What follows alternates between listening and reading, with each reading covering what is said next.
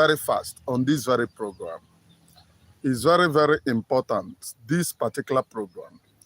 Now, in this very program lies the freedom of Mazi Nnamdi Kanu lies in Mazi Simon Ekpa. The freedom of Mazi Simon Ekpa lies in the Biafra people. It is absolutely, please hit the like button. If you are going to watch or if you are watching this very program, just hit the like button and share so that people will come in and listen to the gospel of truth. Because we cannot continue to hide or lie to ourselves or decide to deceive ourselves on what we know that we are lying to ourselves. We decide to deceive ourselves. One thing that is very bad is self-hatred. When you hate yourself, when you lie to yourself, that in your child, it becomes a worst and it becomes self-hatred. Now, if you listen or read the caption reads, "In Mazi Simon Ekpa lies the freedom of Mazi Nnamdi Kanu." You know, I have been telling you people this. When they started this very sabotage, they told you, oh, it was Mazi Simon Ekpa that is blocking what they are doing. Now they have helped the enemies in order to put Mazi Simon Ekpa behind bars. And where are we today? I don't want you to think that those who are jumping from pillar to post have your thing at heart, or they have your thinking at heart. Don't think that way. Freedom of Biafra people must come. It is very, very sacrosanct, and it lies within your hand. And how does it lie within your hand? You must do something for that your freedom to come. If you fold hands and follow these very people who are lying to you every day, my brother, everybody in Allah or hater, everybody in Allah, adhi here, habuta yaka. These same people jumping up and down today, telling you, coming back to the freedom, shouting Simon Ekpa at the back, oh, we are fighting for Mazi Simon Ekpa's freedom. Oh, what the same thing happened in Mazi Nnamdi Kanu kahane make Mazi Simon Ekpa. The same people who we are shouting, Mazi Simon Ekpa is the problem. He is blocking them to fight for freedom. Is that not so? It's blocking them to fight for freedom. Ha to Mazi Simon Ekpa jayishi na sanko. Then come back and tell you, oh, we are fighting for Mazi Simon Ekpa. The same people who told you that Mazi Simon Ekpa is a Nigerian agent. Those are the same people pretending, oh, we are fighting for Mazi Simon Ekpa. You know, we are fighting for freedom. Only one bingo. Nkonna Caterpillar nka say that he have fought for freedom since 2014. Na yo nwe eziulo, na yo nwe ihe a, ụmụ Biafra mụrụ na anya ka azụ. Ana m ha agwa unu ya. Mụrụ na anya ka azụ. If you decide to damugu, onye gba ọsọ na this very struggle ne. Onye na-agwa gị na ebe ọnụgo ụlọ ya because of freedom na yo nweghị ụlọ. Bụkwa onye sị gị na ya ọya atụ Mazi Simon Ekpa nga. Bụkwa onye sị gị na ndị na-ekwu okwu freedom Chineke kpọkwa ha ọkụ. Bụkwa onye kwuru na ya ọya egbu onye ọbụla na-ekwu okwu freedom. Bụkwa onye kwuru na ya ọya abụ onye ọbụla na-ekwu okwu freedom. Then kedizi onye na-egburu ya, kedu onye setiri ụlọ ya blaze. Ọkwa the same people sị gị, oh, because of this freedom na ha ata n'ahụ. Bụ onye gosiri picture ụmụ Biafra o gburu, so ha chọkwa Biafra chọgburu onwe ha. So ha chọkwa Biafra chọgburu onwe ha. Today, ha play even with your own intelligence. Hey, jidego intelligent gị na yocha ka garị, na yocha ka abacha. Were intelligent gị nnọọ na-aṅụ akamụ. Onye ọbụla decidere ịda mugu in this very freedom.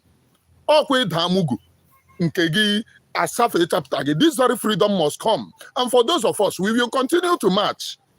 In this very freedom doesn't stop us from fighting for freedom, doesn't stop us from talking about freedom. It doesn't stop us. A famous quote of a man who quotes, who dropped one of the world leading quotes. He said, the world is not bad because there are bad people inside the world. But the world is bad because there are good people who saw the activities of those bad people and decides to keep quiet. That is the reason why the world is bad. And that is the reason why we have a bad world. I have 48 live viewers and only 6 people have hit the like button. I thank those who have hit the like button so far. Hit the like button if you join me. I see you, Alex Vic. I see you, Sonny. And I see you, Blessed Assurance. Freedom must come. Now, let me continue on this right of freedom. In Mazi Nnamdi Kanu, in Mazi Simon Ekpa, lies the freedom of the Biafra people. In Mazi Simon Ekpa lies the freedom of the Biafra people. If you like, believe, Mazi Nnamdi Kanu ejidego in Nigeria. Oh, we are fighting for Mazi Nnamdi Kanu. Since eji Mazi Simon Ekpa in anuzi olu ha. Uchechi na tweet ka onye buoro battery ya. Are you still seeing Uchechi? Where are you seeing Uchechi? You can't see Uchechi. She have disappeared. Mgbe ọ nọ na tweet ka onye buoro battery ya, she have equally disappeared. Ndị bụ si sevi unu bụ caterpillar. Ya nwa bụ sevi unu. Na-egwazi unu na-agba n'ụlọ ya ọkụ maka this very freedom na ya ọta na ahụhụ ịka ya ata nke bụ ahụhụ. When Biafra come, this your betrayer. Caterpillar ka njụọ gị onye bụ Chinwashi gburu obi na-akpọ aha. Have you seen me where I showed the video of ụmụ Biafra mgburu? Ịhụgo m ebe m gosiri the video of ụmụ Biafra mgburu. Ngo onwe gị in the fight against Mazi Simon Ekpa, he ga-mee video ụmụ Biafra igburu. Go in that video. I could remember the video and I might forget something very easily. So even those repackaging you as savior and those following you, they will also follow you to your own buying. I'm saying the truth. They will also follow you. And tell in that video, I will never forget.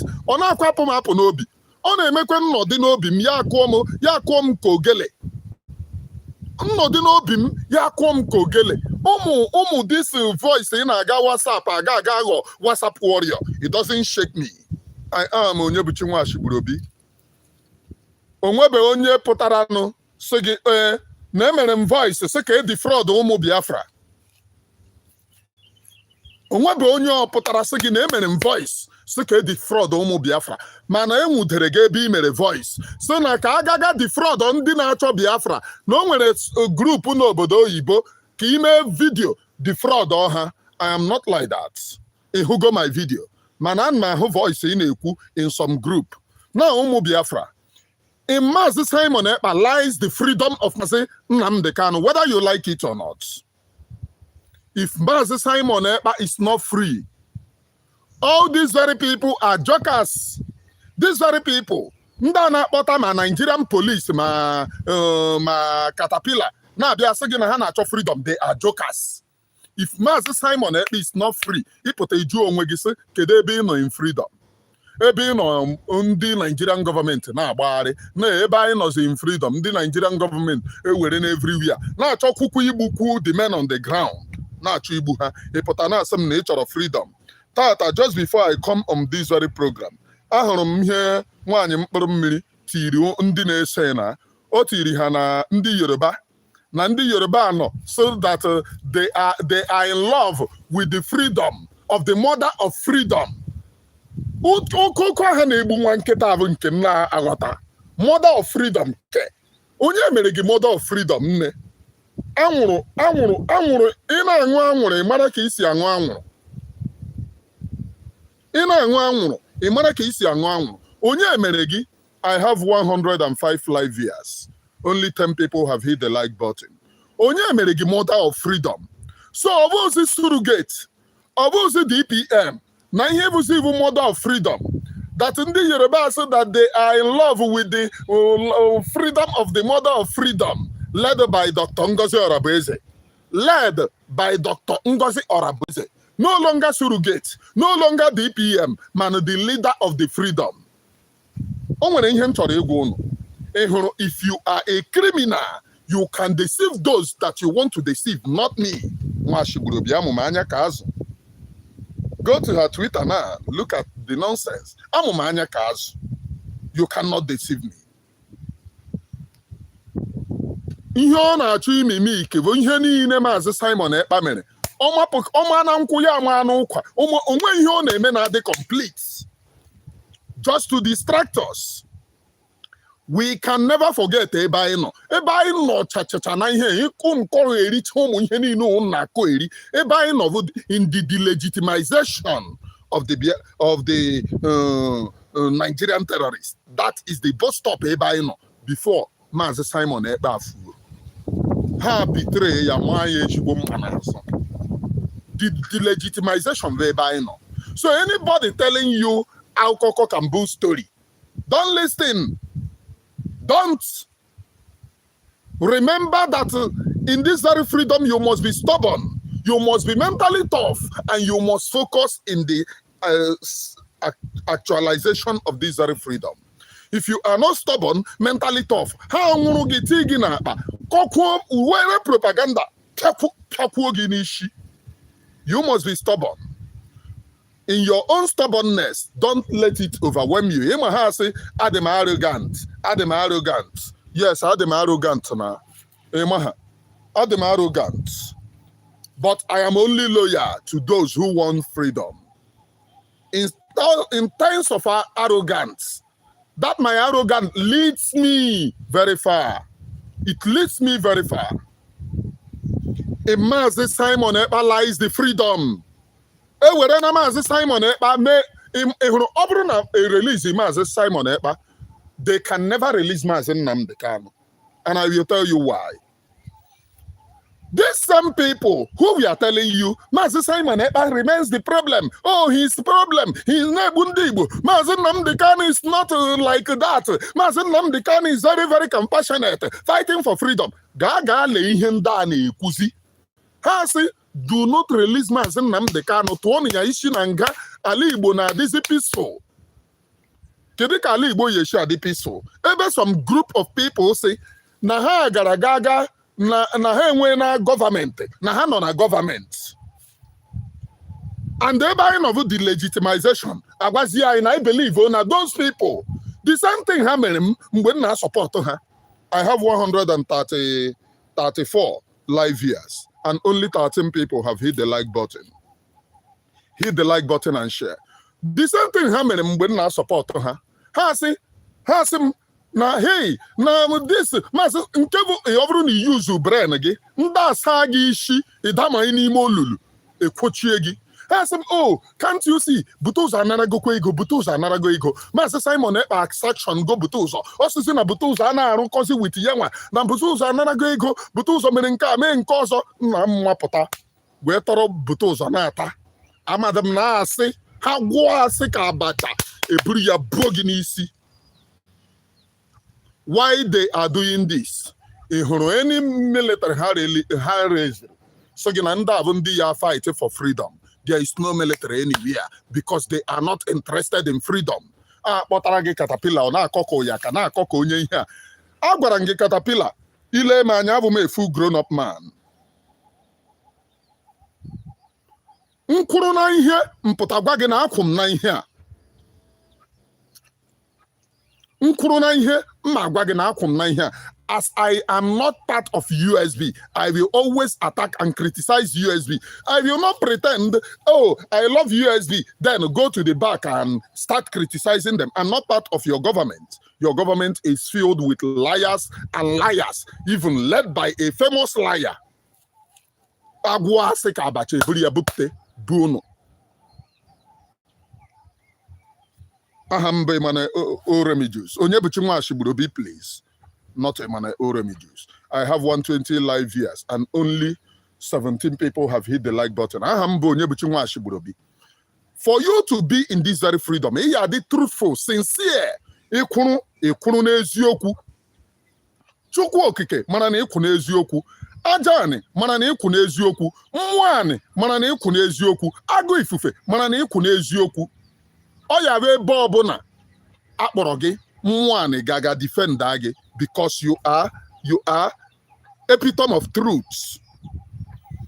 These are some people now go in the heart of freedom. This for you not to demand the release of Mazi Simon Ekpa.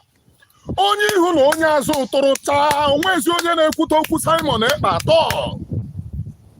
This young man were into yati in this very freedom. say my people will be free. There will be food for my own people. There will be light for my own people. There will be everything for my own people. But they will get their freedom in order to create all those things. Church will no longer be a livelihood for my own people, because our own people, the survival now, either fake dibia or it's fake church, or the livelihood. You know, kata ise na Chineke kpọrọ gị ma Chineke akpọ gị. You know, kata ise na mmụọ kpọrọ gị, which is Chineke, or ma ọkpọ gị. Oh, you have the root of survival. Every time they create, every time they put a new technology. It's a means of survival. Mazi Simon Ekpa said, no. These are my people. I must fight for them. They must not perish and they must not die. I must fight, and I will be at the forefront to fight for these very people. In Mazi Simon Ekpa lies the freedom of Mazi Nnamdi Kanu. To fight for these very people. Oh, when the Nigerian government paid, they came to defraud him. This guy caterpillar as your new savior. If you are here, okay, Mazi Simon Ekpa, mana the impunity, mana the atrocity of caterpillar or potassium calm voice. Caterpillar even coward, even easy. In a calm voice. In order to lie to our people. Obviously, unnacha Biafra. Ndinile nacha Biafra unyangu. Unnacha Biafra. Ne maybe isi alibo. Unnacha Biafra onwe ikebu unu. I made the exposition of this AZ. It is on my platform.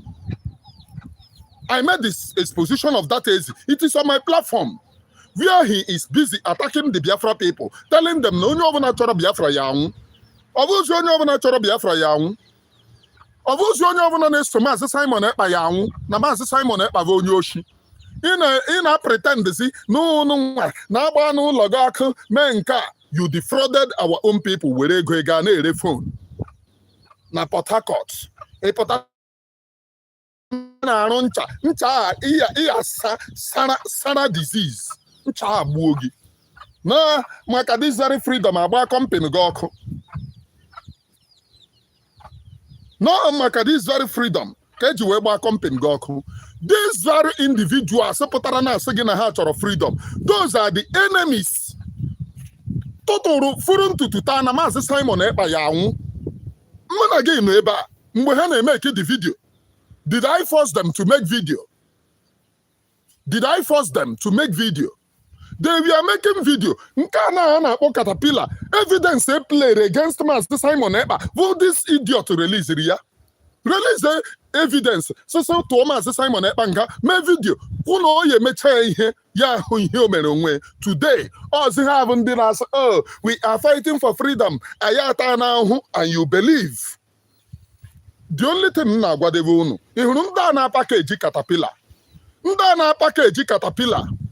Arụ mere ndị Igbo ụmụ Igbo gburu egbu gaa na vidio ya n'ikenga ọ bụ mụnwa na force ya mee vidio Caterpillar ji aka na-eme vidio ụmụazị o gburu egbu ndị o jidere ejide o mee vidio tudo na package ya si your Messiah ụfọdụ si na o chagharịa na mbọsị ya egbu nwanne gị ya chagharịa na-eghezi asị.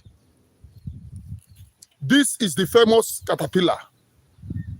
And that is the reason why anybody working with such people, whether the blood of our own people in their hands, must never come close to me. Chineke me gbagok. Chineke me gbagok, because you people are evil. These very people, now put us saying, oh, we are fighting for Mazi Simon Ekpa, are not fighting for Mazi Simon Ekpa. They are fighting for their own pockets. From DPM to from surrogate na ndị Yoruba dey happy. O nwere video post rutata na ndị Yoruba dey happy in the freedom led by Dr. Ngozi Orabueze. Ibuzi ihe a na ihe ibuzi ibu leader. Why are you deceiving yourself? Why? Ihe asị ndị niile so na Mazi Simon Ekpa ya ata ahụhụ bụrụ ha juru na cabinet gị. Why do you decided to deceive your own self? In Mazi Simon Ekpa lies the freedom. ọ bụrụ na Mazi Simon Ekpa apụta Mazi Nnamdi Kanu ha ya akụ ya isi na sanko. Make no mistake, hụrụ this court a na-aga Mazi Nnamdi Kanu buru court case file and I say yes na ọ ya disgrace ndị zoo. Ndị zoo have their own plan eja isi na sanko ha nwa bụ George. George is being appointed by the president. The only thing that will release Mazi Nnamdi Kanu, the thing BLA name, and Nigerian government have warned some of you by majority of support to see Madam Mmiri. Now this very BLA is say, oh, have a criminal. And I have told you people, the USB, all of you idiots. You now support USB. He will full blown out idiots. And I will prove it to you. Your people are not worthy to come out in your own full self. When I support on that, BLA war, Babuto's war, Mazi Simon Ekpa's action, oh no, a blackmailer, this and that. I have 176 live viewers, and only 26 have hit the like button. Others in the vote to hit the like button. Mazi Simon Ekpa's action, ne betrayer, BLA, Nkanibia. You are not proud. Did she let her do it? Yes. Or denying that she never sent me. And their own intention, don't listen to the people, the blackmailers, propaganda. Our own intention is to sponsor the BLA. And let me tell you, Igwe Butuza remains the commander. After me, oh, you are a liar. Our madam have told us that Igwe Butuza is no, you blackmail. Is this thing. Fast forward to this day, Igwe Butuza I was no criminal by the same government who told you that I was lying. Who told you by the same people? The plan I was lying, and you believe it. You came to me, oh, you are lying against our madam. Madam Dr. DPPPPM,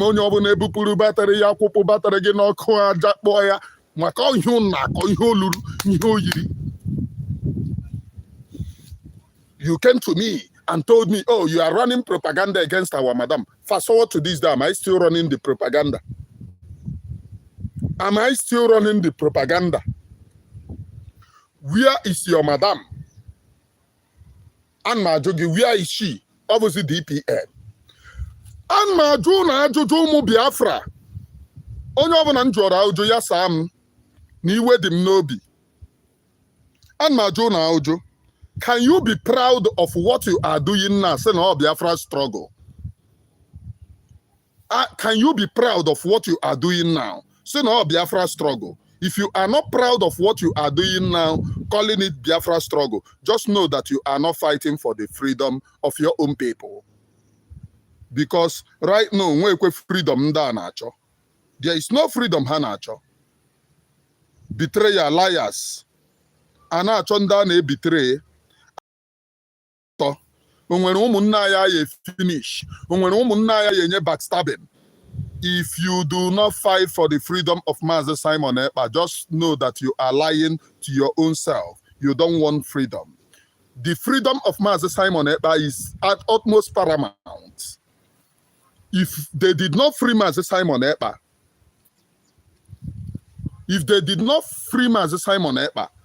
forget about it. None of them is telling you truth.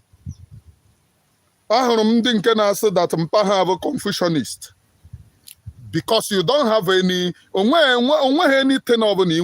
to say. Mpa gave a Confucianist.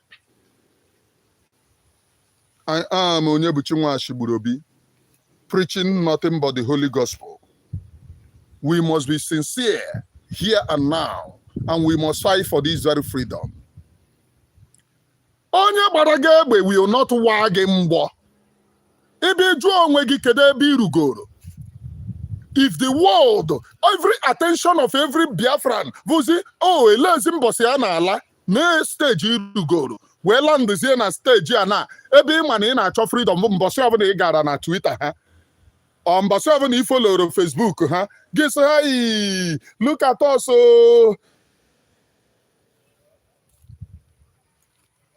somebody say, bro, does it mean that Mazi Simon Ekpa is not released? Mazi Simon Ekpa is not released.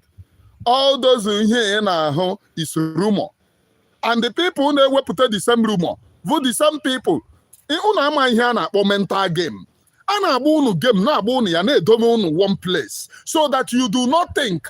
More than I notice if each of an think they will free another message. Can I get the reason why they released the thing that Mazi Simon Ekpa is out? Is because most of the people have started asking questions. Most of the people have started asking questions. They were asking, where is Mazi Simon Ekpa? Where is Mazi Simon Ekpa? That's the question that most of the people started asking. Where is our Mazi Simon Ekpa? Why is it that nobody is updating us based on the appeal? Why is it that nobody can protest?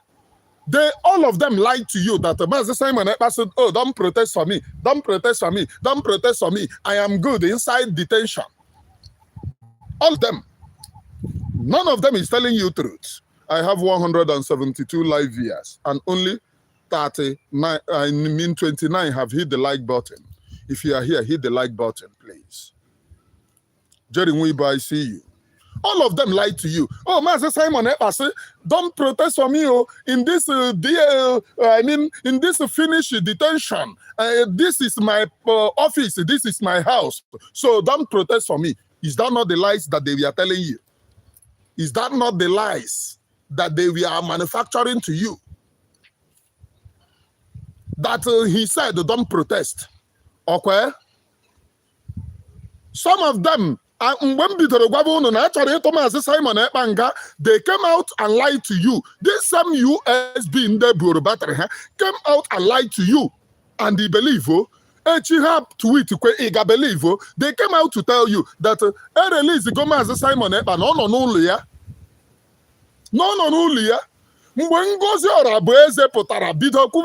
Finland is doing this, Finland is doing that. Was when they saw that I cannot stop because they were calling me secretly. Let the ancestors and the spirit of Biafra fight me. And let everything in the whole universe fight me. They were calling me secretly, wanting me to stop bringing Mazi Simon Ekpa issue. Now, on top of it. Wanting me to stop talking about Mazi Simon Ekpa. Nana try fix the Biafra people against them. That time, Hana Gwagina Mazi Simon Ekpa no nulo yo. Oh, leave that thing that he's talking. He's running propaganda. These very people have suppressed Mazi Simon Ekpa to the tone that they don't want you to know anything about him. They don't want you to know. When I broadcast anything about Mazi Simon Ekpa, you will see her coming out to tell you, oh, don't take news from the disgruntled element. We must censor. Oh, young woman, that they must be giving me something for me to be doing in my platform that I must never take. I must never do program by myself. Today, where is Mazi Simon Ekpa? Yana, what has he given? They release video, voice here. Ndị sị gị na ha ọya aga nga ndị nwere problem with ya nwa ọha nwa ka a na-akpọtaziri gị the same people ịhụrụ na-egbu ndị na-eso Mazi Simon Ekpa mgbe a na-ekwu na ndị a ha chọkwa Biafra chọgbuo onwe ha ọzi ha nwa. All of you must be sincere. Mgbe aha ihe niile na-ekwu, oh, release Mazi Nnamdi Kanu, release ya. I told you people. Now these very people, when their eyes on Mazi Simon Ekpa, if you have been following me, I have been saying it here. No, Mazi Simon Ekpa, or went Mazi Simon Ekpa, that these very people here overnight, they will turn around. Mandin can say, oh, Mazi Simon Ekpa is stopping us. What we are doing? Draw her say how many months? Can you hear me go? In Mazi Simon Ekpa lies the freedom. Oh, I have 184 live viewers and only 30. Imagine 32 have hit the like button. Others must endeavor to hit the like button, please. Others must endeavor to hit the like button. Ahụrụ m ndị DOS ha bịa n'ebe a. Criminal Simon Ekpa. Mazi Simon Ekpa is criminal. You that is not criminal, what have you done? Kedu ihe imegoro? Kedu ihe imepụtagoro for the freedom of Mazi Nnamdi Kanu? Ihe na anaghị eme gị. You claim that you want freedom for your own people. Igafi land, gaga be a witness against your own son. We're saying Ndocha, it's in Ndocha, the white man joined Nigeria together. Where one daughter Hajide your son. And that your son is Mazi Simon Ekpa. Hajide your son. So to Oyanga, and you are claiming you want freedom. Today, Kedebe no. Omoyere so were na carry protest. Ndị DOS niile ebe ka ha nọ. Mazi Nnamdi Kanu kike ha gba ha boot because they are real betrayer. At least if you can roam with my wife who have never come to see me. If you can roam and deceive the people with my wife who have never made an approach to detention to come and see me, you can undo and you can do anything. I am Onyebuchi Ashiburobi with Olum. If you can roll with Uchechi Monagema, Uchechi have never made any attempt to see Onyendu Mazi Nnamdi Kanu. I put a tour say, and I like remember she were to Gidase, Mazi Nnamdi Kanu game case on 17. Uchechi was in court. Uchechi was in Abuja on 16th. Nurse photo with Ejiofor Mwesunu. Okay, thank God. Una Sibumbo, no London, no young woman in Hojiga Abuja. Oh, if they see her in Abuja, they will kidnap her. Thank God, no Jiraka post na Yona Abuja. Oh, yeah, tomorrow 17, Mazi Nnamdi Kanu. Let us see her in the court. On 17, did you see Uchechi? She did not come. That is to tell you what is happening. Now, but Mazi Nnamdi Kanu game. With this never do well people. That never do well. Bunch of never do well. How about Mazi Nnamdi Kanu game? Where they are watching the only person naga for Mazi Nnamdi Kanu. Ne kuku Mazi Nnamdi Kanu. Now say I will make the kidnapping of Mazi Nnamdi Kanu irrelevant to the people that kidnap him. How jide kuonya ha? How gava kuonya ha? So no onya ha we enemy. So no onya ha we enemy. I have told you people, the people bringing out that Mazi Simon Ekpa is freed is the people sabotaging Mazi Simon Ekpa. Do you know why? They are the same people bringing the enemies, those people that said that Mazi Simon Ekpa are in jail. Caterpillar. Saying that Mazi Simon Ekpa are in jail. The reason Haja saying that Mazi Simon Ekpa is freed is because they don't want you to ask them questions. So what they are playing with you is reverse psychology. Agama ukwaman man no can dim mother na so the oyibo. Obro na de correct iwere. Obro kwa na de correct. Mana na ebe gara akwụkwọ ka ngara akwụkwọ. I am Onyebuchi Ashiburobi. I am Onyebuchi Ashiburobi. Nda ewere go mma. Nwanye this very freedom na azụ. Marie this very freedom azụ doka freedom azụ with asị na mwam ewere kọp amaju asị ego ole ka unu chọrọ biko kwọ na line ka mma iru na asị ewere kọp amaju asị na amara ndị be ya asị. Such a nonsense will stop. In Mazi Simon Ekpa lies the freedom of the Biafra people. In Mazi Simon Ekpa lies the freedom of the Biafra people. At least, one look no here see I have Ifani Chukwu. Oh, Mazi Simon Ekpa a terrorist. Show me who fought for freedom that they did not call a terrorist. Winston Churchill was named a terrorist. Nelson Mandela was named a terrorist. Up till yesterday, Nkevo Barack Obama removed from the list of the terrorists. Barack Obama and Kechere Onya remove Nelson Mandela from the list of the terrorists. If you are fighting your enemies, one thing that the enemies will name you is a terrorist. After all, IPOB was equally named a terrorist. Mazi Nnamdi Kanu was equally named a terrorist when IPOB was using ordinary flag. So what are you telling me? When your enemy is crying that, oh, you're a terrorist, it means that what you are doing against your own enemy. It means that the freedom that you are fighting, that is the reason why when I listen to the demon, called the Caterpillar, saying that, oh, you don't know what Nigerian government prepared for the Biafra. That the Nigerian government prepared.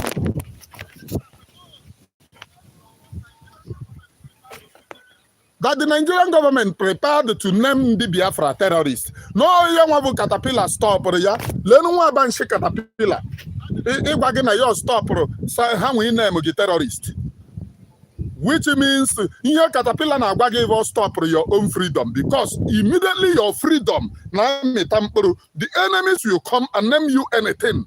What your enemy call you is not your own business. They can call you anything. But what is the international community calling you? Since they named the IPOB the terrorist, have you seen anywhere outside the country that they proscribe IPOB?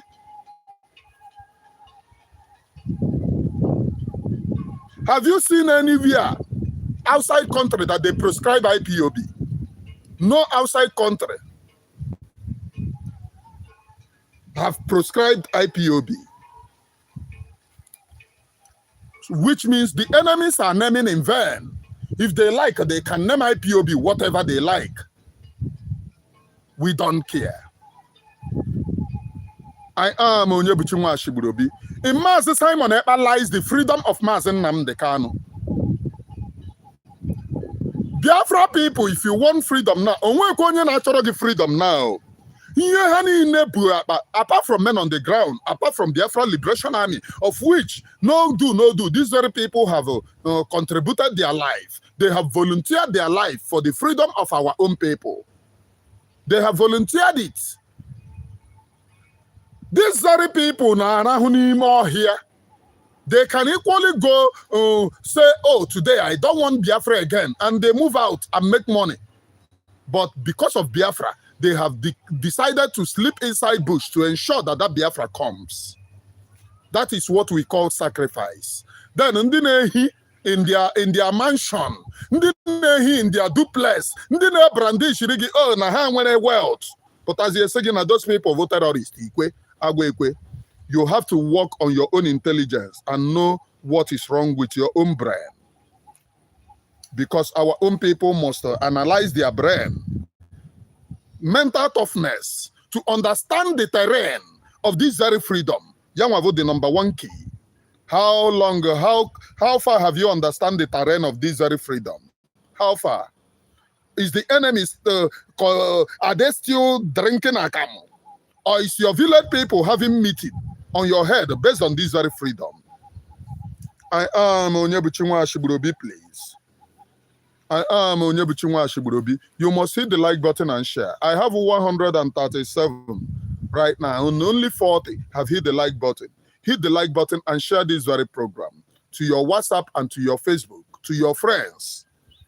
Hit the like button, please, and share.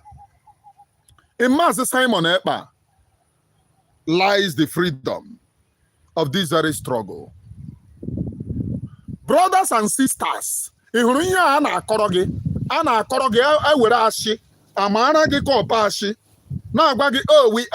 we are fighting for your own freedom. How now are fighting for your own freedom? You're not fighting for your own freedom now. If Mazi Simon Ekpa is not released, nobody is fighting for your own freedom, Oga. If you do this stage, the legitimization of the Nigerian government, or stage, and anybody telling you that they are fighting for Biafra with a caterpillar, onye bu arụ mere ụmụ Igbo. Ọ dị ka caterpillar egbu nwanne gị mere ihe iji akọrọ m na oh brother, caterpillar can change, he can change. Ọ ya egbu nwanne gị wee chejie. This is a man willingly made video. Ụmụazị Igbo gburu egbu so ha chọọ Biafra chọgbuo onwe ha. This is 2021, 2022, 2023, 2021, stroke 2022 was when he had a problem with Mazi Simon Ekpa. 2022, when he had problem with Mazi Simon Ekpa. Do you know what the problem is all about? Because he wanted to use Biafra as his own wealth, his own money. Esendara yego yari. And this guy yego, JJ go gaga go weapon. This guy will go ga la Port Harcourt ga na ere phone.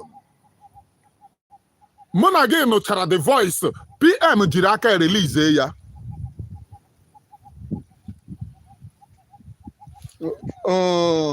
Nnamdi, what's it's your comment, please? PM jiri aka Mario the comment. PM jiri aka release the voice of Caterpillar. Today akpọtagoro gị Caterpillar na. Caterpillar ọkwa nke ụnyaa 2024 eji PM. I mean PM ka nọ ọ ka na-emeki vidio. Ekwuola ọ yeshi ejide mbe m kerekere. Ekwuola PM yeshi ata ahụhụ n'ime nga 2024 nke ụnyaahụ. Unu echefuo na 2024 nke ụnyaa. Otebe ejidere Mazi Simon Ekpa. Unu echefuo na kporozie focus on ndụ ya ịhụrụ unu. Maka Chineke onye na-achọrọ freedom na-eme mistake. Onye tiri life ya on the run na-achọrọ freedom na-eme mistake.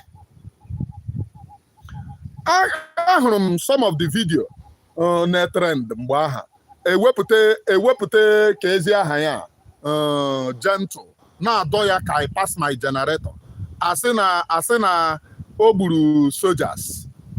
I watched that video mfeke n'isi so leenu ndị be anyị.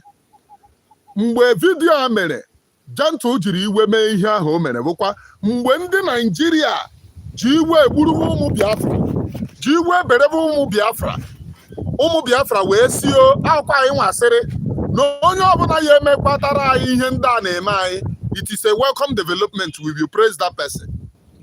Gentle wee were iwe jide ndị a mgbe aha ma ha ikpe. Today ha na-ewepụtazi the video na-eti look at ma ndị egburu nwanne ha, ndị amị bere nwanne ha kerekere. Ha gosiri maachị ya dem after ka agbagbuchara ha na-amaachị na ndị mmadụ nwụrụ anwụ. Nobody is talking. Ozi ọbọ Gentle bọkwatara maka ihe a na-eme ụmụ be anyị mgbe a nke ya bụrụzi evil. Onye ọbụla na-achọ freedom for our own people. No little wonder Mazi Nnamdi Kanu ji wee sị ị na-achọ freedom for a black man, were ofu aka tii n'azụ, were ofu aka dobe n'ihu, because the black man that you are fighting for his freedom will fight against you. Black man ị na-achọ freedom ya will fight against you. I am Onyebuchi Nwashigburobi. At the end of the day, Mazi Simon Ekpa nọdịgo na nkọnkọ. Nobody is talking about him. Ewerekwana mmata nke ya dobe by the side ekpuchie ya. If you talk, ha release ya attack dog. Your own attack dog is not moving me. Ị hụrụ ebe a nọ? In this my platform, attack dog gone 200. It's not moving me because truth lasts forever. Those of you Ngozi Orabueze na-deceive. Now those of you Mandi Otinye na-deceive. Just not ebe a sị na ị chọrọ freedom. They are not leading you to any freedom. They are leading you to their lies, to their deceit, to their milking, and to their pockets. Iya no 370 something years. Okay, ya agwa gị na ya chọrọ your own freedom. Is God not wonderful? I'm asking you. Is God not wonderful? Achọrọ your own freedom bụzi nkoeri. Achọrọ your own freedom. Nke o mere onye isi ndị ebube agụ o mere commander pụtara sị gị, oh, you don't know what Nigeria plan against you. They plan to name you a terrorist. And ya nwa bụ Caterpillar stopụrụ ya. Lenu Caterpillar. Nwa bụ Ikenga uru agụ. Ọkpọ ntụ n'uru agụ. Lenu ya. Ọ bụ ọkpọ ntụ n'uru agụ na-akwụrụ ya ụgwọ akwụkwọ. Lenu ya. Stop Nigeria from naming you a terrorist. If Nigeria wants to name us a terrorist, they can go ahead. Have they not been calling us terrorists? Have they not been calling us terrorists? Have any court in Nigeria proved that we are terrorists? Ajụọ gị kedu ihe ị nwudere terrorist with? Isi na ị nwudere with flag ebe ọ na-ekwu okwu Biafra. Kedu ihe terrorist gị na-ekwu okwu Biafra na ọ ya nwa ka o ji wee bụrụ terrorist? In Mazi Simon Ekpa lies the freedom of the Biafra people. In Mazi Simon Ekpa lies the freedom of the Biafra people. And if in the release of Mazi Simon Ekpa lies in the hands of Biafra people. Makom umu Biafra vo arụ mere ụmụ Igbo ọkwa ha nwere ike ịpụtasị yes na testimony ha nyere against Mazi Simon Ekpa bụ false. I chọrọ m ịgwa gị okwu now. If Caterpillar that is working with Ngozi Orabueze can stand up tomorrow and tell Finland that testimony, that voice of Mazi Simon Ekpa played bụ ya nwa release ya na ya jere rụọ ya arụ na ihe a. If he can say it, Mazi Simon Ekpa will be released the next day. Okay, maha. Onye released that voice. Onye kwuru bụ part of Mazi Simon Ekpa's men released the voice of Okwa Caterpillar nke na-arụ with Ngozi. Before Mazi Simon Ekpa saka ya. At the initial stage, ya na-ebido this very struggle. Aga meeting ya na-record Mazi Simon Ekpa. Aga meeting asụ don record ya na-record Mazi Simon Ekpa. Oru mgbe ọ chọrọ ibido ime scam, Mazi Simon Ekpa chụpụ ya. Mgbe ọ na-emenye ya ego ya rie, ya agwa Mazi Simon Ekpa, all your voice na ya oji ya eji. Na ya emecha gị ihe gaa nga. Ikpe ekpere na Finland bụkwa voice o released ka eji wee kpe ya ikpe. Ọkwa fa unu nwa na just ahụ truth awa ọhịa. Evidence played in Finland bụ voice Caterpillar released ka eji wee play ya as evidence ihe Mazi Simon Ekpa na-eme gịnị na-eme ọkwa Caterpillar. Ọ bụrụzi na ọsọ unu na ọ chọrọ freedom, it is in his hand ịgwa Finland ide through their channel no ya nwa na that voice released na ya ọrụrụ ya arụ. Ndị na-asị what did the voice say? Unu joined freedom yesterday. So in who voice trended last year and last 2 years? In who voice trended 2023 and 2024? Voice Mazi Simon Ekpa. Even mgbe ha na-aga court, ha ndị DOS play gakwa. Na-asị na ihe abụ activities of him.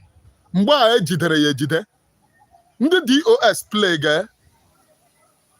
Ebe the voice na-ekwu okwu so o nwere onye na-agwa PM okwu sị na o nwere somebody ha nwere nọ in the northern region. Ebe a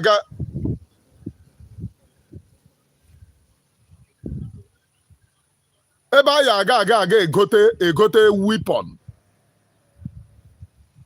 In that voice, according to the voice, I say, okay. Facilitate contact onye also according to the voice ha release onye release ya bụ Caterpillar. In that voice kwa o nwekwere another one say ebe ọ na-ayọ igwe bute ụzọ biko onye release ya bụ Caterpillar. In that voice o nwekwere ebe ọzọ ha nọ meeting onye release ya chọọ m ị na-ekwu ihe m na-ekwu according to ihe ha release onye release ya bụ Caterpillar. Caterpillar released all those things. Today, ma this okoko no ebe a na-asị you are going to pay in your own coins. Abụ mụnwa bụ onye a na-anọ na social media threaten unu tosiri ịmagoro by now.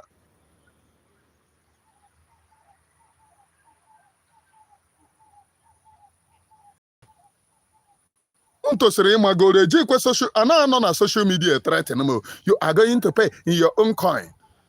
How many coins cheta nchim na abụ m ka a na-eji social media threaten. Ị hụrụ this very freedom ama ana m ya ka gari na-measure how long the freedom can last. Amara m ya ka gari to be honest with you. Ọ bụ m ka a na-edere something. You know ebe boast you are going to pay in your own kind. You are going to pay onye ị na-support of Ngozi Orabueze. Kedu ebe Biafra lead goro? Kedu ebe Biafra ọsọ gị ọ na-achọ rugoro? Ebe anyị nọ the delegitimization of the terrorists now in our own land.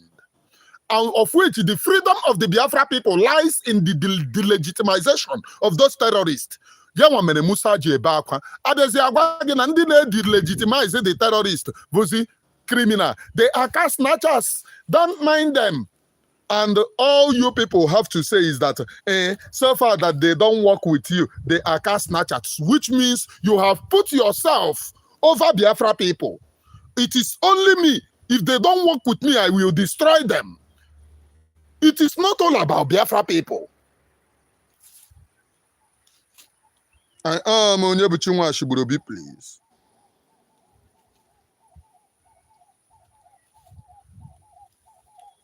I am Onyebuchi Nwashigburobi.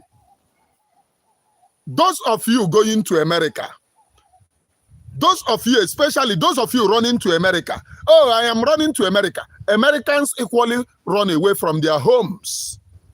Do you know how many years that they fought? They run away from their homes, no business, no hospital, no school, nothing. Their children became illiterate for the freedom of American people. No business is working. Your people are running away from their homes. The Jews equally run away from their homes. Before you must first of all face the hard time of it. So running away, your people are running away from their homes is a comment of cowards. Comment of oh, I am now bringing our people back. How can you bring your people back when there is no freedom? For your own land to be okay. Oh yeah, maybe. Yes, now when nothing comes easy. America America in order to build America. France on Naga today, during the time of King Nehru, France, French Revolution, a break everywhere, maybe France in order to build France today. For those of you non Europe, go draw history of the country. Man, I just made the thing in your own country. Go and get big with you. As long as the issue will love that place, you are not living there, you run away from there. Oh, your people are destroying Alibu and you are not there. You run, go away from there. You run, go away from there. I am Onyebuchi Nwashigburobi, please. Preaching nothing but the undiluted truth. I am Onyebuchi Nwashigburobi. For those of you going up and down, now.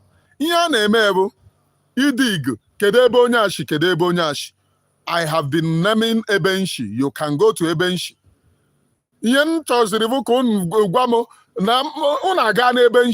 I don't care and I do not send.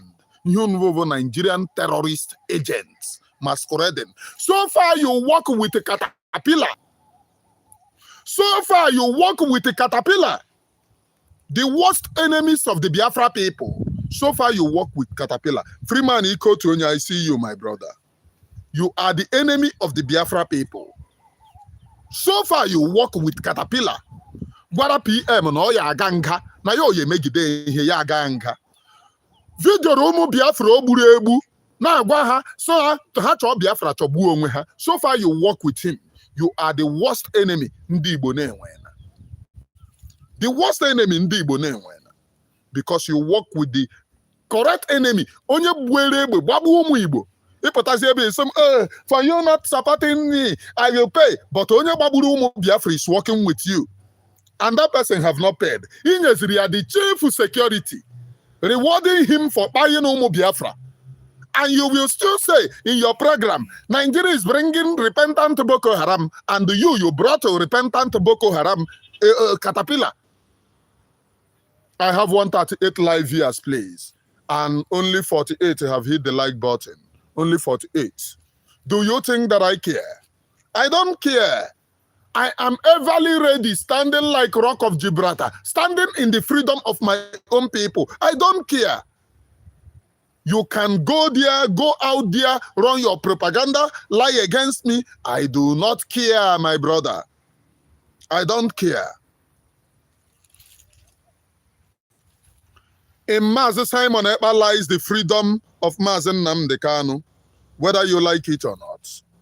In Mazi Simon Ekpa lies the freedom of Mazi Nnamdi Kanu. Ọ na ha release Mazi Simon Ekpa, they will not release Mazi Nnamdi Kanu. Ịchọkwa na-edeceive onwe gị that, oh, they will release Mazi Nnamdi Kanu. It is a lie.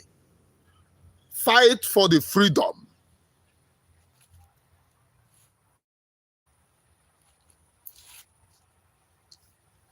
Fight for the freedom of Mazi Simon Ekpa. Chere ka m gụọ, o nwere some comment. Nke a sị, ideal solution Cotonou. Ideal solution Cotonou. You are no longer claiming that you are a seer. Na ihe m bụ a seer. And the pastor ga-ama hụ ihe m na-ahụ. Mụ na gị nọ ebe a. Mgbe e buoro Mazi Nnamdi Kanu, I release it here. Ịmakwa taa ka e mere m. Mgbe ndị mmadụ na-amadị na-ebugoro Mazi Nnamdi Kanu, go and watch me. Before I buru Mazi Simon Ekpa, ị watchkwara ihe m gwara unu nhụrụ. Ị watchkwara the attack. I release it here na ngwa unu ihe nhụrụ. Attack bido, ma ndị na-claim holy and holy a, o nwere ụdịrị attack na-enwetefọ. Amadị m na ndị na-eme m attack niile a bụ due to the plan ha nwegoro against Mazi Simon Ekpa. Ka m ji wee release that thing. So biko pray. Na anyị na-ekwu okwu nke Mazi Nnamdi Kanu na nke ya na ụdọ ji ya jisikwa ya ike. Pray. Ha bido, hey, why are you saying that? Stop that nonsense. Did it happen? N'ihu gị oruru 2 weeks ka oruru 2 weeks nji wee kwucha okwu a ya sobiri. That is to show you that na mmụọ nọ m n'ime ka nke gị. And whenever mmụọ nọ m n'ime reject somebody, mara na ihe nọ dị ya. Onye bụchi nwa ashiburu obi ka mbụ. Oh, you are no longer claiming. You have followed me for a very long time. If I come out and tell you that this thing is prophecy, forget about that thing. Go, come rain, come sunshine. It must happen. Ihe ngosi jeri unu mugu. Ọsọ unu na yo nwere men. Ihe o jeri unu mugu. Those men ejidere ejide na Anambra State. Ị makwa ihe o ji those men eme? Onwego ka those men ịhụrụ ka those men na-aga after Nigerian government. Ihe o ji those men eme achọbụ men on the ground.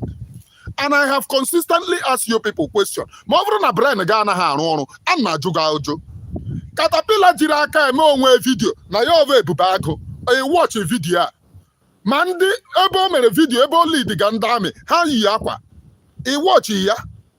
Ụmụ vidios niile ọ na-eme, unji akpọ ya iyi na ọ ya anwụ na ọ ya eme nke at the end of the day, eburu na Mazi Simon Ekpa, the same Caterpillar bụzi your savior. Caterpillar bụ ebube agụ mere vidio ụmụ ba ya ogburu egbu. Ọkwa ka unu nyere commander General Caterpillar for rewarding him maka ụmụ ba ya ogburu egbu. And you are here. Mmụọ ala Biafra ya achụ gị n'eke. Anybody, group of persons, bugoro tinye aka na blood of ụmụ Biafra. Mmụọ ala Biafra ya achụ ha n'eke, chụọ ha n'orie, chụọ ha n'afọ, chụọ ha na nkwọ. If you have conspired to buy Biafra people because they are looking for Biafra, mmụọ ala Biafra ya achụ gị n'eke, chụọ gị n'orie, chụọ gị n'afọ, chụọ gị na nkwọ. And I have consistently tell Caterpillar, he will be a coward. Coward does not claim to be Hitler. Number one, even a faceless coward. Secondly, even a chameleon. Ịma ihe a na-akpọ chameleon. Ihu ọchịchara, ihu ojiji yara. Before ejide Mazi Simon Ekpa, ọ ngị nwa na-eme video by yourself. Na-eterete Mazi Simon Ekpa na-agwa ya na ọ ya aga nga. The same person gaziri nga, i-release gidere voice ya na ọ ya aga nga na ihe niile iji ya. Ogazie nga, gị tụgharịzie sị, oh, you are fighting for Mazi Simon Ekpa. Ka Mazi Simon Ekpa ị na-fight, ị nwekwere brain. Do you have conscience at all? The same person imega video na ihe emegide ihe ya ata ahụhụ. Ka ị pụtaziri na-agwakwa the same people na ị na-fight kwa for here wa. Ịma ihe. Aka ngị mma. Anụrụ m voice o released. Oh, that they shouldn't listen to beggar. Abụ beggar. I am in exile. Abụ beggar na-ayọ ego. Ekwere m ekwe, a na-ayọ ego. Ebe a nọ nwee ihe m na-eme, of which very soon nyọta ego nke m na-ayọ last time ego m ji ebido business. Nyọta ego a na mba business. Aga m anọzi agụụ na-eme m 30. O nwere one of our brother nyere m ego shop 1 million. Caterpillar na-anụkwa o nwere a Biafra nyere m ego shop 1 million. Ihe o ji wee mee bụ he contacted me gwa m na the last plan ndị a na-achọ na-abụ in order to ha chegide agụ bupute m ejide m n'aka chọọ ihe iyi eme chọọ ihe iyi eme gịnị iyi eme ka ndị a hapụ iji ego wee setere gị trap jide gị. He's a Biafran that have conscience. And as a matter of fact, this man have been there for me, even with PM no. Even with PM no, he have been there for me.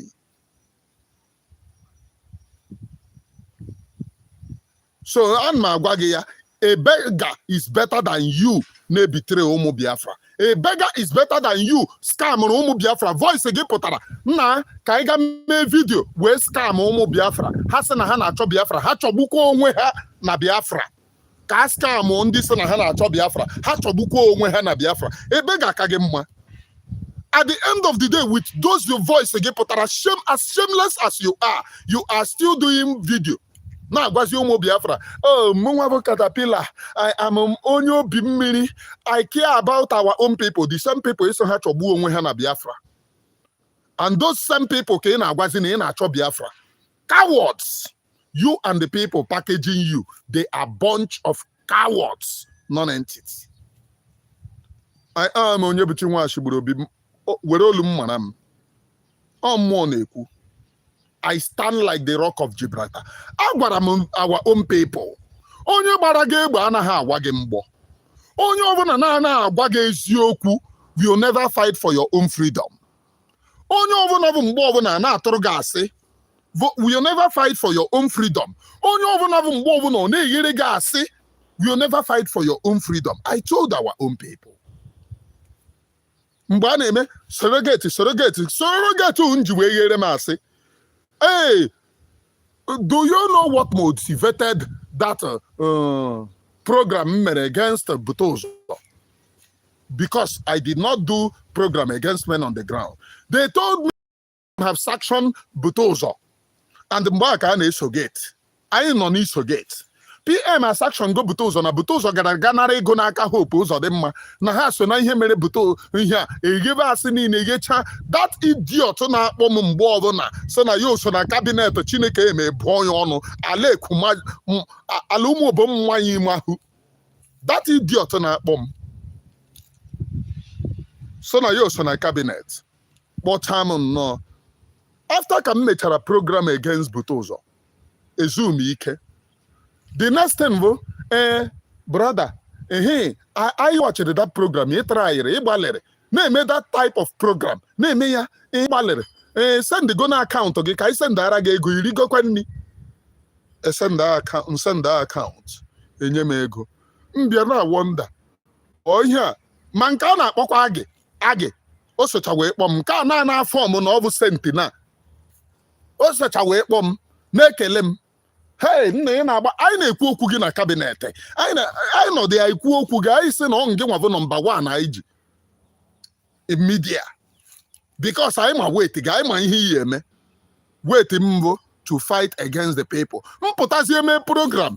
Kwuwe okwu ole nwere ike isi wee focus ha kpọọ m mba. Don't talk about that. Don't go that side. I know in everything. Talk about this person. Today, the same umuri frat and apota say, you talk about those people, or your government, where I'm talking about them. You don't know what is going on. But those people, hana nemekwere ha program na makechi oya hiobiri ishi ha. Then you fight kwa ha sana ha kuru. Man, all the same government gave gwara ha. When I now refuse and said I will no longer listen to anybody. It won't watch am program, Gamero program. Ha say no, they cannot bear it. Nobody will have his own program. If you don't want to talk about United States of Biafra, which is this, then leave. Kedebo nona. Ana go shishun one no nya vundi jigawa, tata vundi Yoruba. Ne praise ha. Then ụmụ Biafra esisi na achọrọ freedom. Igosi na anyị na-ala Biafra ebe ụmụ Biafra ni gbakọrọ na-epraise gị.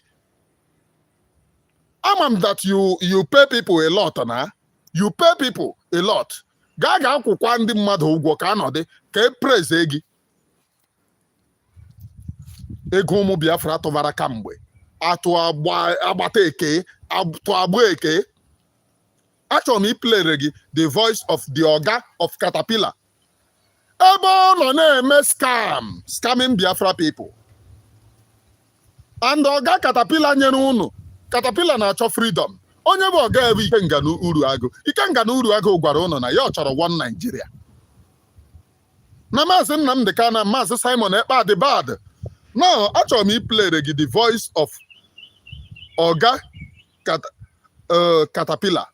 And I have told you people, onye na-eme ya na-use brain, Ikenga rented house. Ụmụ ihe niile a dị in open, in the media. Ọ bụrụ na aka m ka o si, ụmụ ihe niile abụ ha nwajiri aka ha bụ onweghị ike na social media. Ikenga rented house for Caterpillar. Rolu ụmụ Caterpillar na school. Na-ajụ unu so unu. Ọ dị unu ka Ikenga ka ọkpọntụ n'Uruagụ not Ikenga. Ọkpọntụ n'Uruagụ nọ na-akpọ Mazi Simon Ekpa iyi. Na-akpọ Mazi Nnamdi Kanu iyi. Wee sị na Nigeria ka ya ọnọzi na Biafra. Then nwa biya bụ Caterpillar pụtazie so unu na ọ ya lead unu to Biafra. Ọ dị unu ka ọkpọntụ n'Uruagụ ya hapụ Caterpillar. A na-eme kọmanda disebe ọkpọntụ n'Uruagụ na-afa ite ka ezi ndị a na-akpọ ha bute ụzọ ha na-afa ite men on the ground wee na-asị na aya ejide ha na aya egbu ha mee ha nke a. Ọ dịzikwa unu ka nwa biya bụ Caterpillar ya pụta na-afa itekwa for the same Biafra and the same ọkpọntụ n'Uruagụ forget about nwa biya. Ọ dị unu ka is it possible onye mee ya na-use brain? Ọ dị unu ka ọkpọntụ n'Uruagụ na ka m play good voice ọkpọntụ ebe ha na-achọ scam ụmụ Biafra na nke ikpeazụ a. Amama esendekwara m deti na ebe ọ bụrụ na m esende ya ebe a hapụ ya. Ehe, ọ dị ebe a. I have 175 live viewers. Voice a na-abụ voice ọkpọntụ n'Uruagụ ebe ọ na-eri ụmụ Biafra mugu. Ọ bụrụ na onwe statement of account dị mma, ebe ọ sị na ọ ya emere ụmụ Biafra akwụkwọ ha ya eji aga obodo oyibo. Ndị ọ na-emere akwụkwọ lee na ọkpọntụ n'Uruagụ anọghị obodo oyibo na-emere mmadụ akwụkwọ obodo oyibo. Maka ndị nke ọzọ nọ na WhatsApp group na-atụ ụtọ ka a ga-esi wee ji bụrụ ha Mazi Nnamdi. Akwa wayo ka na-ekwu Ikenga Chibuzo Ekwatu na nke ọzọ na-akpụ dele. Ihe a niile bụ atụkọta ego nwa na ha ji one corner JK. Let me not talk too much. One thing you should do in this video is to share this video. Let it go viral. Can Chibuzo Ekwatu be a good debunk on this thing? He honestly now nemewo another one corner. Small line the andi makuko. Me na okay arita eno. Kai pogo note. I put a voice note to then. There is a lot of evidence to back it up. Camera na mo ande me no etu na na negotiate evidence. Kai pogo nka. Everyone na ya we statement of account to them. A man or you are 25 because if you have a statement of account to back it up for 300. Biko chere. Ọ bụrụ na onweghị statement of account dị mma ị ya charge ya 25 ya bụ 2.5 million maka ihe eji arụ statement of account na-abụ 300,000. Ọkwa ndị na-agwa unu na Mazi Simon Ekpa bụ scammer na onye na-agwa unu na Mazi Nnamdi Kanu bụ scammer bụzi onye na-arụ fake something fake ihe o ya eji wee rụ statement of account onyinye mmadụ fake of which no fake number one ijiri ya ga embassy aya ejide gị because it is not original ọ ihe arụ na arụ eji arụ fake something ka mkpọba gara gị ọzọ arụrụ so ọ bụrụ na onye enwe statement of account aya arụrụ ya ihe niile arụrụ ihe aya eji arụrụ ya bụ 25. All these very person no ebe a na-agwa gị nwere the moral courage ịgwa gị na Mazi Nnamdi Kanu bụ a criminal, Mazi Simon Ekpa bụ a criminal. Ndo defraud na abụ ndị na-esi ya. Ndị na-esi ya ọ gwara sị oh Mazi Nnamdi Kanu bụ criminal, Mazi Simon Ekpa bụ criminal. All the same people go defraud. na-ajụ unu wee sị unu Caterpillar bịa hụrụ ọga gị bụ an international scammer.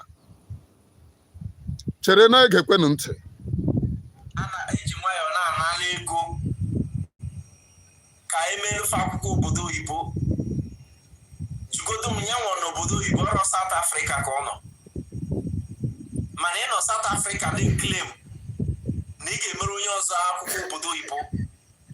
Nwanne ego ndị adaala mmiri about 4.something million. 4.4 million. This video. They got to go because I put on a bad debunk on car. Liquid. I will get 2-2. So that 200 in Tineno, Ego was on your Metalonia and 200 otiri n'enu ya wee gụọ ọkwa ndị na-apụta abịa sị gị na Mazi Simon Ekpa bụ scammer ọ scam go onye na-esi ya 200 otiri n'enu ya wee gụọ onye ọ ya enye onye kpọtara onye aha na ka m nyezi unu the final distance ego a eriri ya eri 4.4 million a onye nke kpọtara ndị aha 400 kụchie 4 million ụmụ mmadụ were fake something ọprịntịrị nye ndị aha ndị a wee gaa embasi ya esizikwo ma paspọtụ ha sizie ha bịa kọwaa onye ebe ha si wee weta ụmụ fake things ha ji wee bịa embasi ọkwa maka ndị Caterpillar is repented. Caterpillar, look at your master. Voice unu kipuru na-apụta na fraud. Have you seen my voice come out in fraud? In Mazi Nnamdi Kanu lies the freedom of Mazi. In Mazi Simon Ekpa lies the freedom of Mazi Nnamdi Kanu. Ndị a na-abụ ndị na-work with USB ndị buru batrị ha. Look at their oga kpatakpata bụ ọkpọntụ n'uru agụ. Voice. Ebe a ya scam ụmụ Biafra. Ebe a ya eri ụmụ Biafra mugu.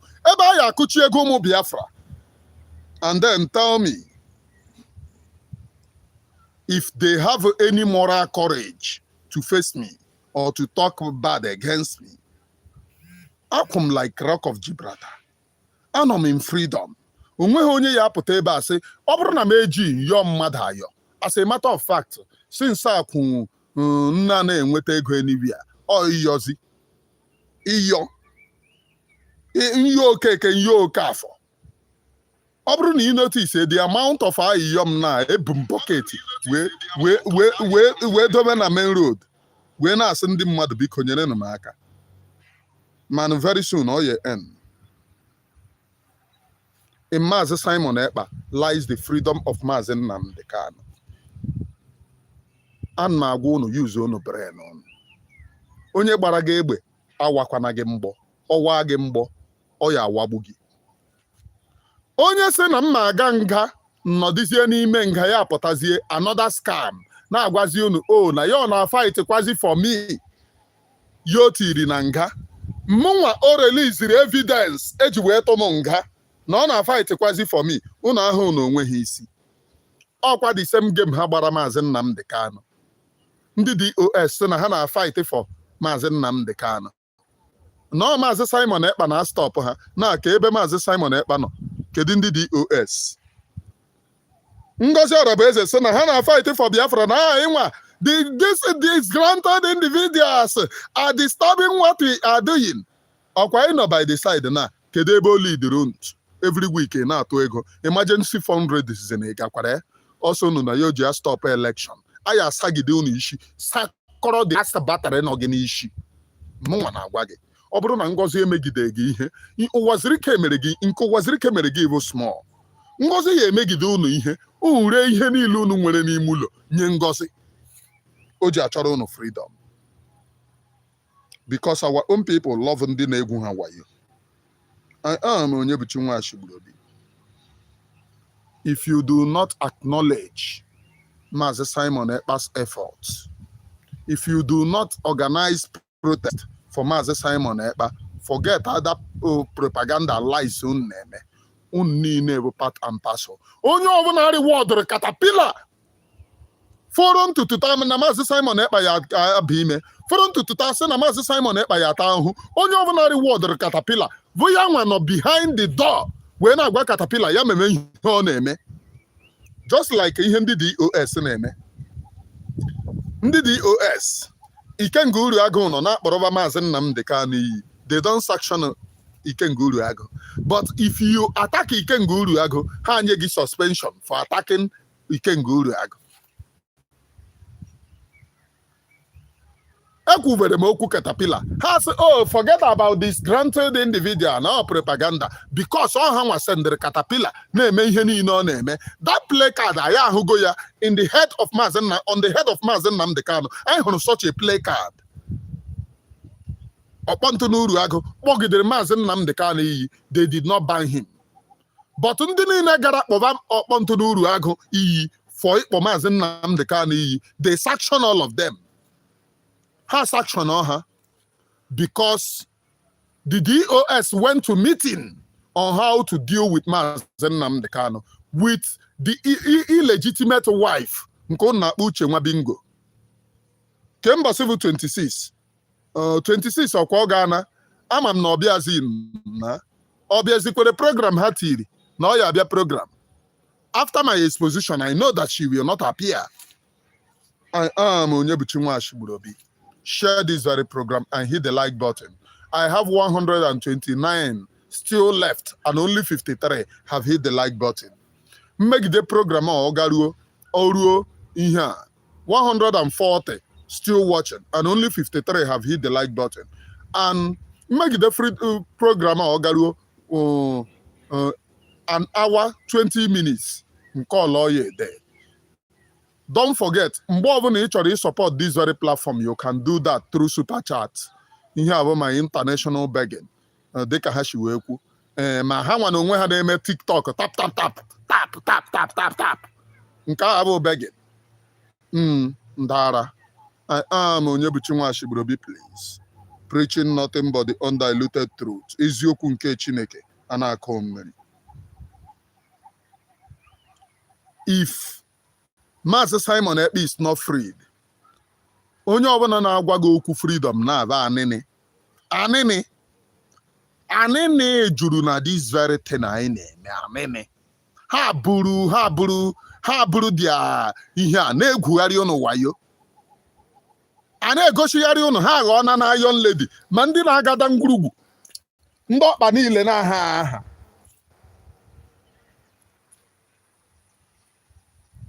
Ha buru na-egwuzi ụnụ anịnị. Run away from ụmụ anịnị.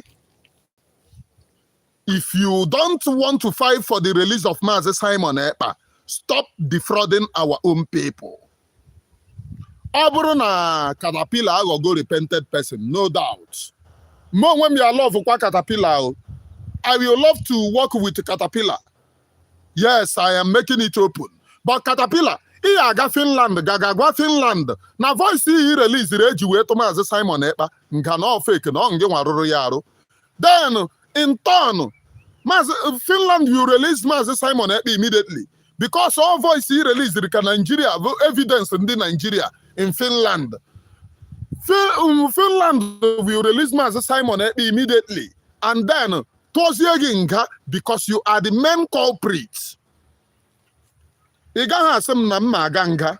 Release evidence for me to ịga nga. Release the evidence for me to ịga nga. Then come back and tell me, oh, I am now supporting that person sendere to nga. Ma abụgo na onye ara. Somebody na-ajụ here. Do Mazi Simon Ekpa ask anybody to fight for him? Ah, okay. Why are you then telling us that ebe ịma na Mazi Simon Ekpa asị gị fight for him? Kedụzi onye mere madam gị surrogate? Surrogate. Ọ na-eso gate. Mazi Simon Ekpa nọ n'ime nga ọ gara ịga aga aza question. Ọ ihe a ji wee jide gị wee na-ekpe ekpere ka a tụọ Mazi Simon Ekpa nga. Madam Surrogate rewarded those that brought evidence against Mazi Simon Ekpa. Madam Surrogate, nwaanyị na-atụ asị ka ihe a ụmụ udo asị ịhụ ya dashia ya ego n'elu asị. Nwaanyị a na-atụ asị. Chineke ekwekwana ihe ọjọọ. ịhụ ya ịdashi ya ego n'elu asị ọ na-eghe ọ na-eme ụdị asị ka nga ndị York na-eme ụdị Igbo kedu ebe o lidiri unu we have the Biafra Defense Forces. Don't mind them. We are delegitimizing the Nigeria. Since eji Mazi Simon Ekpa eji, onwe n'ebe nọ n'ala Biafra. Asị na delegitimizer ndị terrorist in uniform. Onwe n'ebe ọ. Kedu ebe ịhụgoro? You cannot see it anywhere. Because those people are working for Nigeria in disguise. Time magwu n'ebe a 120 minutes. I will call it a day. My dear people of Biafra, and the reason why India fight for this very freedom, I fight for it very too long. I joined this very Biafra officially 2004, 2005. Ishim na no kona. Emengaga cheke maka edere m ihe dị ọ nọ na record m. 24, 25. Then oru 26 ndị amị buru m. Ndị amị Nigeria buru m. Mgbe ha buru m asịrị m ndụdụ igwe ebe a, if you know me mgbe m relocate to Lagos. If you know me mgbe m relocate to Lagos, ihe ama na ana m eyi akwa. Ihe mere m ji wee hapụ Ọnịcha wee gaa to Lagos bụ maka ndị amị buoro m. The ndụdụ igwe, and that is the reason why I will never pity anything called the Nigerian army. Ndụdụ igwe ihe ndị amaghịrị m n'azụ. I never thought that I'm going to be alive. Then I was like, I lose go everything. Here, my memory was ele mgbe ha ye pull trigger. And mgbe agbaburu onye ejidekọtara m na we were two. Mụnwa ka ejidere you n'ime compound. Jide another person nke abụ ọkada aga ejide. Ọ na-eti, I am not a MASOP member. I am not a MASOP member. Say quiet. Onye line like this. Mụnwa line like this. Quiet. Because I'm not a MASOP member. I'm not a MASOP member. Before ndị nke ọzọ so. Na them na one of them. O wee on a walking talking. The guy ji. O nwere walking talking oji hanky. Wee for do the walking talking. Ha discover tiri noise ọ na-make. Ha fire the guy. Mgbe afọ yara the guy echekwa m ka ha gbara egbe. Na-ele anya na-epụbe ọkwa sịrị onye ọbụla agbagburu ozugbo pụọ maka ihu m fesiri ground. Mmola o wee ghọọ na ahụ m ka dị ihe a sị mba m na-ada ụtụkwa onwe m ọ ngị ka a gbara ihe a ka ọ ihe a. Na-echenu mgbe spirit m ya apụ. Na-eche mgbe spirit m ya apụ ka m mara na agbagbugo m. Mwerezie mgbe m jizi wee mara na ọbụ m ka agbara egbe bụ mgbe m lere anya like this hụzi ọbara shisa nke onye agụ m wee mara and mgbe agbagburu onye a lose more hope nsị these very people ya agbagbu m ebe m nọzi mmụọ m ji wee nwee sense of belonging na m ka ya adị ndụ mgbe onye nke gbagburu onye aka ọkụrụ egbe fese ma onye nke ọzọ aka ọkụkwa egbe fese ya si ya na ọfa ya ma ya afịa ya m wee mara na ndị eluigwe abịago ọrụ. Ụmụ ihe niile a can never happen in my life. Nnọdụ ebe a na support those jidere ụmụ Biafra gbuo. I survive ịgbagbu m agbagbu. I survive ọnwụ. I survive. I am evidence of the survival of the Biafra people. I survived. Ahụrụ m 99 in this Biafra agitation. Also the day mere attack campaign, I may escape. On one, mgbe m na-agba ọsọ o nwere one guy bullet agbatara bullet. Mụ na ya gbakpuo n'ime ọhịa mkpekpa ebe a ka anyị nọ the boy nwụnaghị m that night. Ụmụ ihe m na-ahụcha pụtaruo nwaanyị ya buoro batrị ya nọ Georgia na-akọ ka onye buoro batrị ya ọ pụta na-akọ ihe a support ọ ya. I will never. I have 174 live viewers. Hit the like button and share. I will never. Onye ka m na-eme nhụcha in this very struggle. Ha pụta na-akọ ihe a m soro ha na-akọ. Adịghị amakwa ndị mmadụ eme watch ya m nwetakwa ego.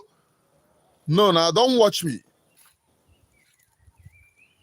O nwere ihe na-remind for m mgbe m bidoro meme ya attack. Agụụ ya egbukwe gị ebe ị nọ. Agụụ ya egbukwe gị. M pass through all these things. Ịpụtara ihe na-akọrọ m ihe ka m bịazie. O nwere onye sị na m lost go value in this very struggle.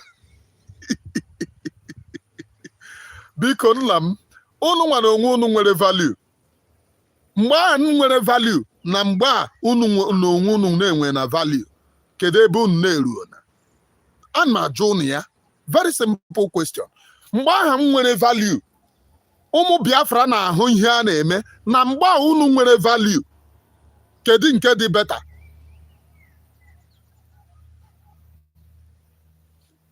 Kedu nke dị better? I am Onyebuchi Nwashigburobi, please. At the end of this day, freedom ya abịa. Ụmụ Biafra ya enwere onwe ha. Do you know why? Elohim, the creator of heaven and earth, have decreed that this very freedom will come before me and before you. Oh ya abịa. That is the only thing that I want to remind you. From me from here, keep on sharing the program anytime I come live, and we will keep on preaching this very gospel. Enwekwe anything to do with any personal hate against Ngozi. Ọ bụrụ na Ngozi decide echi na ya chọrọ fight for Biafra, na ya chọrọ sponsor the men on the ground, mgbe mma support ya. Na ọ chọrọ fight for Biafra, nye the men on the ground ihe ka ha wee na-eme ihe ha na-eme Musa ji ebe akwa. Mma support ya. I will come out and say, oh, thank you. Mana enwetazie Biafra, ha sabotage the Minimius. Aya reward ya.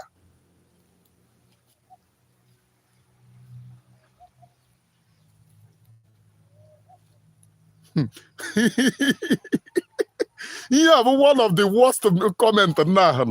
Onye nke asị, you are a good fool. Onye nke asị, you're a good fool, Mr. Man. You are supporting Gentle as against DPM. Your DPM of one Nigeria. Mgbe Gentle nọ ya na-arụ ọrụ ịhụ na ndị Nigeria na-ebe akwa. The men people ji gị n'ala na-ebe akwa. Ọ bụrụzie na Gentle anọ ya na ị na-ebezi akwa ịhụkwara ka esi wee pịa ụmụ nwaanyị anyị ihe n'Imo steeti. Hope Uzodimma na-agazi ọ na-anyụ ahịrị ịpawam. Ihu ka esi wee pịa ụmụ nwaanyị anyị ihe n'Imo steeti. Your DPM ọkpa ya na-adịghị straight. Lekwe ka o si aga ije.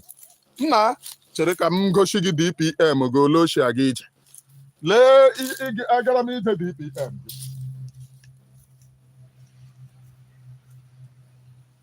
Ọkwa ị na-ahụ ya ka m gaa ya ọzọ.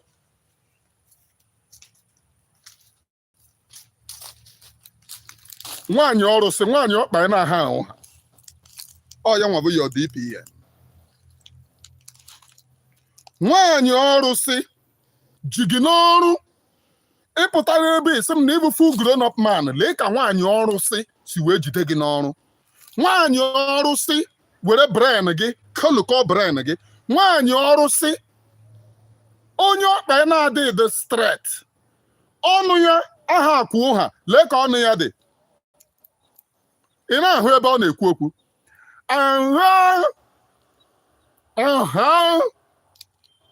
Escaping be ji gị n'ọrụ. Ọ bụrụ na escaping be ya eme brain gị like this. Ọ bụrụ na escaping be ya eme brain gị like this. Then my brother, forget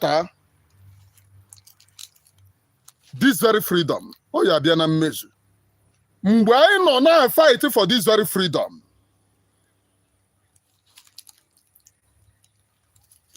Okay, my brother, I don't block them. I don't block them. Let them keep on commenting. I don't block anyone. Mgbe na block agana, I know they block anyone. Mgbe anyị nọ na fight for this very freedom. Ịpụta na freedom ụtọ. Ọ mgbe aha kpọtara gị. Ọ bụrụ ihe a na-eme na it will never motivate anybody. Ihe ọ na-eme na ọ bụrụ na ọ ya nwa bụ beginning of freedom a, onye hụ ya asị taa agbafuo. Ihe Tony Nnadi dị better than onye a na. Anthony Nnadi trying nke ebe ọ gara ga see foto na United States Senate. Ọ gara ga see foto. Meet with senators inside. Nwaanyị na-eri unu mugu. Bụ nwaanyị mgbe a na-eme Trump inauguration, ọ sị na-esendara tụọrọ ụnụ asị na-esendara ihe a. Unu ọhụrụ ebe ọ pụtara. Unu ọhụrụ ya ebe ọ pụtara. Unu ọhụrụ ya ebe ọ pụtara na that congregation. Ebe ọ pụtaziri bụ na street see foto. Oh, we are on Trump inauguration na street.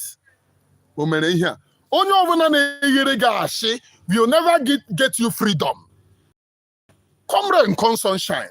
Mazi Simon Ekpa ama ole si eghe asị. Ihe ọ ya agwa ụmụ Biafra bụ ihe ọ na-emenwu. Mazi Nnamdi Kanu ama ole si eghe asị. Ihe ọ ya agwa ụmụ Biafra bụ ihe a ya emenwu. What they can do is what they tell Biafra people. They don't eghe asị. Oh, ka nghe asị wee ghe ihe a. They don't do it. If you see Mazi Nnamdi Kanu saying something, oh, ihe ọ ya emenwu. If you see Mazi Simon Ekpa saying something, oh, ihe ọ ya emenwu. And Mazi Simon Ekpa will remain in the heart of the Biafra people. No matter how onye ọrụsị, onye ọkpa ya, onye na-aga ije ole ya esi were asị in order to delete the mind, to delete Mazi Simon Ekpa from our mind. She can never. As of ndị na-asị ka ha ya esi eri ichim, I would want to drop the phone number then end up this very program. For those saying how they will reach out to me.